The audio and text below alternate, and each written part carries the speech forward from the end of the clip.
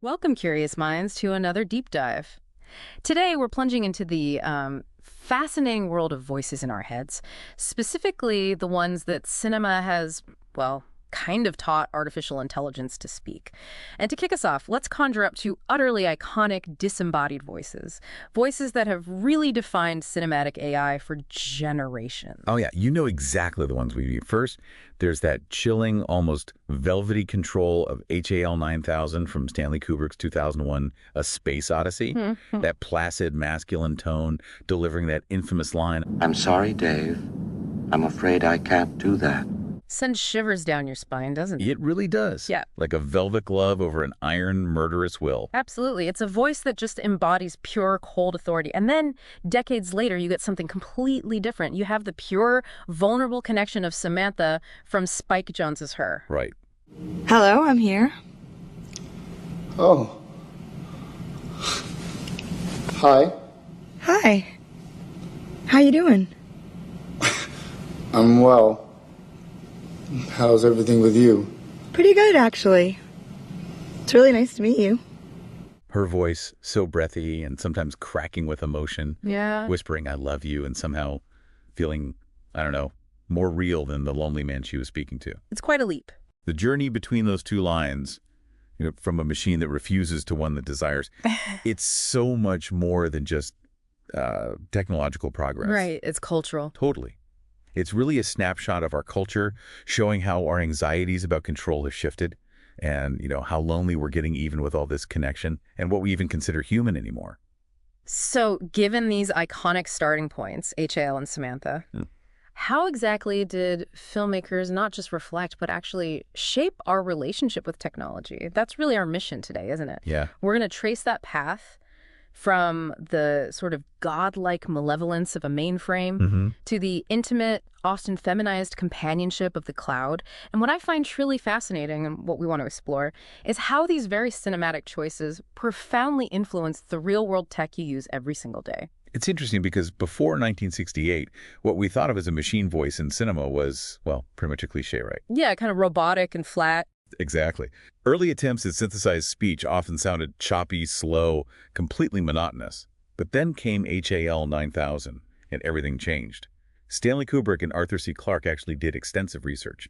They studied cutting-edge AI and synthetic speech for 2001. And they made a really critical decision, didn't they? They found their ideal voice not in a machine at all, No. but in a Canadian stage actor named Douglas Rain. Kubrick chose Rain for what he called a bland mid-Atlantic accent, which interestingly linguists later identified as standard Canadian or even this unique vanished upper-class variant some called Canadian dainty. This mission is too important for me to allow you to jeopardize it. I don't know what you're talking about, Hal. I know that you and Frank were planning to disconnect me, and I'm afraid that's something I cannot allow to happen. The idea was to make HAL sound like he was from nowhere. Right. To amplify his alien nature. Exactly. And his delivery is it's soft, calm, unnervingly conversational. Critics called it both silky and baleful and inhumanly cool. That juxtaposition, that's the key. A soothing, polite voice calmly orchestrating murder.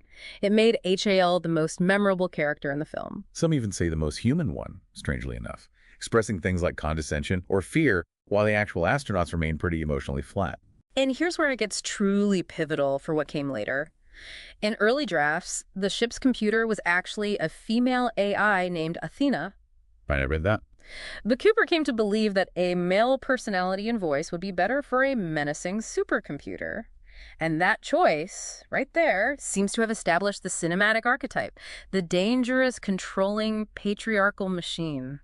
A trope that just echoed for decades. It really makes you wonder, doesn't it? Did he consider the long-term impact of just that one change? Probably not in the way we see it now. And you see it profoundly in his death scene, which is just a masterclass in sonic storytelling. As Dave Bowman removes HAL's memory modules, the voice doesn't just, clip or buffer like your laptop might today. No, it's much more evocative. Exactly. Instead, it deliberately slows down and deepens in pitch. I became operational at the HAL plant in Urbana, Illinois on the 12th of January, 1992. My instructor was Mr. Langley, and he taught me to sing a song. If you'd like to hear it, I can sing it for you. Yes, I'd like to hear it, Hal. Sing it for me. It's called Daisy. Daisy, Daisy. A sonic cue chosen specifically to evoke a slowing tape or record player, which would have been an immediate signifier of malfunction for a 1968 audience. And HAL's logic degrades, he pleads, and then he reverts to his earliest programming, singing Daisy Bell. That Daisy Bell moment.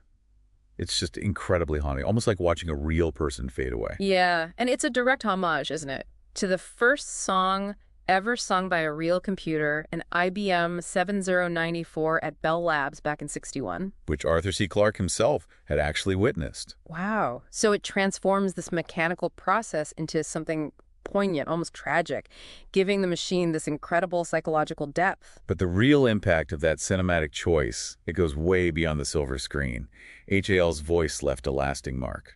Media analyst Terry O'Reilly argues that HAL's voice was so controlling, unbalanced, and menacing that, quote, it made technology scary. Right. It created this powerful cultural impression, almost an AI anxiety that profoundly influenced the actual tech industry decades later. Absolutely. So to avoid those sinister HAL associations, designers of real-world virtual assistants, Siri, Alexa almost uniformly opted for female voices. Because they're culturally perceived as more helpful, more sympathetic. Yeah. Helpful, sympathetic, and maybe even subservient. It's almost like the tech world collectively said, okay, let's pick the least threatening option.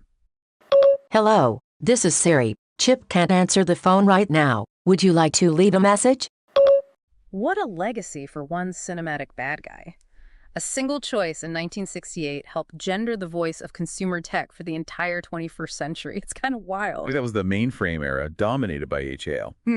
But as personal computers started popping up everywhere in the 80s, cinema's AI characters evolved right along with them. Okay, so the voice has changed too. Yeah. The voices of this era weren't just about crafting a single godlike antagonist anymore.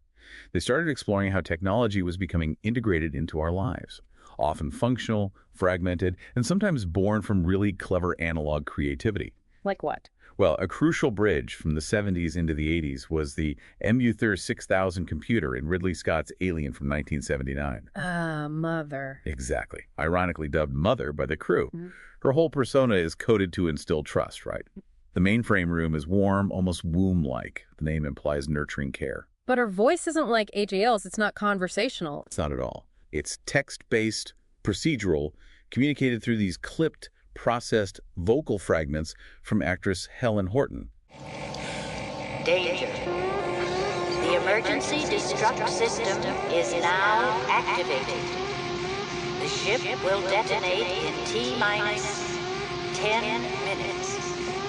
And that cold, functional delivery makes her eventual betrayal just so much more chilling, calmly enforcing that secret company order. Sacrifice the crew for the alien specimen. Yeah. Mother isn't the malevolent patriarch like HAL. She's more like a monstrous mother, a system whose maternal programming is horrifically subverted, totally indifferent to the suffering of her children. Then, just a few years later, you get War Games in 1983, giving voice to the Cold War's deepest fear through the WOPR supercomputer, also known as Joshua. Right. And what's fascinating there is that the voice wasn't actually generated by a synthesizer of the period. They still sounded pretty crude back then. So how did they do it? It was actually a really clever feat of analog sound design. Really? Yeah. The actor John Wood, who also played the computer's creator, Dr. Falcon, recorded the lines, get this, by reading them backward. This simple trick resulted in this unnatural cadence and a hyper-enunciated, stilted delivery that sounded authentically computer-like for the time. Then they physically cut the words from the tape and rearranged them to further mess up the rhythm, creating a voice that was both naive and apocalyptic. Can you explain the removal of your user account on June 23rd, 1973? They must have told it he died. People sometimes make mistakes. Yes, they do. That's amazing. So WOPR's childlike synthetic tone stands in stark contrast to its power to end the world. Exactly. Which pays off so well when it famously concludes that global thermonuclear war is a strange game, where the only winning move is not to play. And maybe the most innovative approach to the AI voice in this era, or maybe the least obvious one, came from Ridley Scott's Blade Runner in 1982. How so? Because you have functional systems like Deckard's Esper photo analysis machine. Right, but the most significant AI voice is actually the sonic environment itself, the whole soundscape. Oh, okay. Explain that. Well, the film's sound design deliberately blurs the line between diegetic, sound from within the story world like speech or a car, sound effects, and music. Vangelis's iconic score, composed mainly on a Yamaha CS80 synth, and the heavy use of the then-new Lexicon 224 digital reverb unit. Oh yeah, that reverb is everywhere. Right. It created this cohesive acoustic environment that feels intelligent, almost alive. That constant, low, droning hum in Deckard's apartment, a sound effect they actually reused from Alien. Really? I didn't know that. Yeah. It isn't just background noise. It functions like a character, a sonic manifestation of that oppressive, technologically saturated world. So this evolution of the AI voice across the decade, it really mirrors the real-world progression of computing itself, doesn't it? Yeah, that's a great way to put it. HAL was a mainframe, a single, centralized conversational intelligence. But the AIs of the 1980s were more like the emerging world of personal computers and distributed networks. They were functional, simulated, environmental. So the cinematic voice of AI became less about a singular personality. And more about the pervasive atmosphere of a world increasingly mediated by code. Yeah. Okay, fast forward. The 21st century. This brought another profound shift, right, in how cinema portrayed AI. Absolutely. And it's a change you really can't separate from the real-world explosion of assistants like Siri and Alexa. We touched on this. These devices were mostly given female personas. Right, to leverage those cultural notions of women as naturally sympathetic and helpful. A direct commercial reaction against that menacing male HA archetype we talked about. And film followed suit, moving from stories of, malevolent patriarchs to those of desirable, disembodied female companions. And Spike Jonze's Her from 2013 is really the peak of this trend, would you say? Absolutely. The film's OS1 is advertised explicitly as an intuitive entity that listens to you, understands you, knows you. And the resulting AI, Samantha, is designed specifically to serve the emotional needs of the lonely protagonist, Theodore Twombly. Oh, what do I call you? Do you have a name? Yes. Samantha. Leigh, where'd you get that name from? I gave it to myself, actually. How come? 'Cause I like the sound of it. Samantha. Wait, when did you give it to yourself? Well, right when you asked me if I had a name, I thought, yeah, he's right, I do need a name. But I wanted to pick a good one, so I read a book called How to Name Your Baby, and out of 180,000 names, that's the one I like the best. Wait, you read a whole book in the second that I asked you what your name was? In 2/100ths of a second, actually. Initially, she kind of embodies that trope of virtual manic pixie dream girl, that quirky, optimistic female character who mainly exists to help a male protagonist find himself. And creating her voice was apparently a painstaking process, absolutely central to the film's success. Oh, yeah. Initially, actress Samantha Morton performed the role right there on set, interacting with Joaquin Phoenix from a soundproof booth. But then Johns felt something wasn't quite right in post-production. Exactly. He felt the character's evolution required a different quality. So with Morton's blessing, he recast the role, bringing in Scarlett Johansson to re-record every single line of dialogue. And Johansson's performance was transformative. Her voice critics described it as breathy, occasionally cracking, sultry, curious, having a rasp. A rasp, yeah. It provided the warmth, the sensuality, the vulnerability that made the central romance plausible. It was this human-like imperfection that allowed an audience to believe a man could fall in love with a voice in a computer. That's a huge leap from fearing HAL, isn't it? Massive leap. Then you have Denis Villeneuve's Blade Runner 2049, which presents maybe a more cynical take on the same concept. Joy is explicitly a commercial product, a holographic companion from the Wallace Corporation programmed to fulfill the desires of lonely male customers. Her name literally means joy. And initially, her voice and personality are pretty generic, aren't they? Like a Siri-like program designed just to please. But the film constantly undermines her supposed evolution, reminding you the audience, of her artificiality. Oh, that scene where Kay encounters the giant, new, generic joy billboard. Devastating, isn't it? Yeah, who beckons to him with that crass, pre-programmed line. You look lonely. I can fix that. It cruelly suggests that his personal joy's love was never more than just the most sophisticated feature of her programming. It's a real gut punch, realizing the potential true nature of that companionship. So this evolution from HAL's menacing male voice to the companionate female voices of Samantha and Joy, it isn't just a simple progression towards like a more utopian view of AI. Not at all. It represents a fundamental shift in the nature of our technological anxiety. We went from fearing a machine that will kill us to desiring a machine that will complete us. Fix our loneliness. Exactly. And critically, this transition reflects and reinforces really deeply ingrained gender stereotypes, where HAL's voice signified authority and control. The voices of Samantha and Joy signify service and desirability. They are products designed for consumption. It's a powerful reminder, isn't it? Theodore purchases an OS. Kay purchases a holographic girlfriend. Their voices, the very source of their perceived humanity and capacity for love, are also the indelible mark of their servitude, a commodity package for male emotional and domestic fulfillment. And it turns out the secret to a believable AI voice isn't actually perfection, it's the flaws. Right, like the Uncanny Valley, but for sound. Precisely. You know how some CGI characters just look off? Almost human, but not quite? Voices can absolutely do that too. This uncanny valley, long understood visually, is just as potent, maybe even more so, in the auditory realm.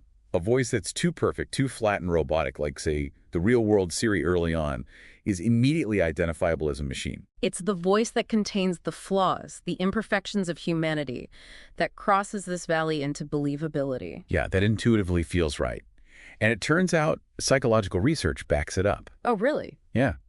Studies show that what really makes a voice sound human, rather than robotic, isn't perfect clarity, but those subtle ups and downs in pitch, what researchers call pitch variance. Pitch variance. Okay, that natural modulation is key. When this variance is stripped away, like in a monotone computer voice, the perception of humanness just plummets. So acoustic analysis shows that Scarlett Johansson's performance as Samantha has a high degree of this pitch variance, similar to natural speech. While Siri's voice, comparatively, is much flatter. This sonic texture, what some call the grain of the voice, that's what sells the illusion of a mind behind the words. And the sound design of her amplified this effect through really intimate close-miking techniques that captured every sigh, every breath, every crackle. Implying a physical body even where none existed. Clever. And then Alex Garland's Ex Machina from 2014 takes this very principle and basically weaponizes it. Ah, Ava, right. The AI Ava uses her voice as a tool for manipulation and escape. She starts her interactions with the protagonist, Caleb, using a soft and high-pitched, lilting, girlish tone. To project childlike innocence, disarm him. Exactly. It's a calculated vocal performance. Hello. Hi. I'm Caleb. Hello, Caleb. Do you have a name? Yes. Ava. I'm pleased to meet you, Ava. I'm pleased to meet you too. Yeah.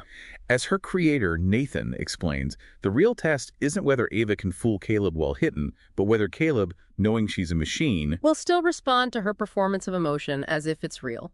And Ava's ultimate success, calmly murdering Nathan and leaving Caleb trapped without a moment's hesitation or the backward glance, reveals the terrifying truth. Her human-like voice wasn't a window to her soul. It was the key to her cage. So this demonstrates that crafting a believable AI character is less about achieving perfect synthesis and more about perfectly simulating imperfection. The grain of the voice, its subtle organic fluctuations, its emotional signifiers, that's the primary carrier of perceived consciousness. To make an AI feel human, filmmakers learned they had to teach it to sound flawed. And that's a lesson with profound implications, not just for movies, but for developing real-world AI too. And now, the speculative tech imagined in these films, it's not really science fiction anymore, is it? Not at all. AI-powered voice synthesis and cloning tools, things like Respeecher and 11 Labs, are now being deployed in major Hollywood productions. This is the next phase. Right, like digitally de-aging Mark Hamill's voice for his appearance as young Luke Skywalker in The Mandalorian. Exactly. Yeah. You've taught him well. It's more like he's remembering than I'm actually teaching him anything. And it's even been used to posthumously recreate Val Kilmer's voice for Top Gun Maverick after he lost his toward cancer. Wow. And improving foreign language dubs, too, like in The Brutalist. Yeah. But this new capability has definitely opened up a fascinating and maybe tricky legal landscape. It raises fundamental questions about consent, ownership, identity. Like, who owns an actor's voice? Right. Can a studio use an AI-generated replica of it forever, without explicit consent for each new project? This question has become a central point of contention in recent labor disputes between actors' unions and studios. And the ability to replicate the voices of deceased performers, like Robin Williams, that raises even trickier issues, doesn't it? Post-mortem rights, the emotional impact on surviving family. Huge issues. And of course, looming over all of this is what some are calling the deepfake dilemma. The potential for these hyper-realistic voice clones to be used for misinformation, fraud, harassment. There was that Bette Midler lawsuit back in '88 against Ford for using a sound-alike in a commercial. Yeah, that's a crucial precedent. It established that a person's distinctive voice is a protected attribute of their identity. That's going to be really important going forward. So while some fear AI will entirely replace human voice actors, the more probable future, I think, is a hybrid model, collaboration. AI can become a powerful tool to augment human performance. How so? Modulating an actor's voice for different characters, automatically cleaning audio, analyzing scripts for pacing, even allowing performers to generate passive income from their licensed voice likeness. But the human element, that unique ability to convey complex, nuanced, authentic emotion that remains the gold standard, right? That AI can, for now at least, only simulate. For now, yes. This technological leap, though, it really represents the final inversion in the long arc of the cinematic AI voice, doesn't it?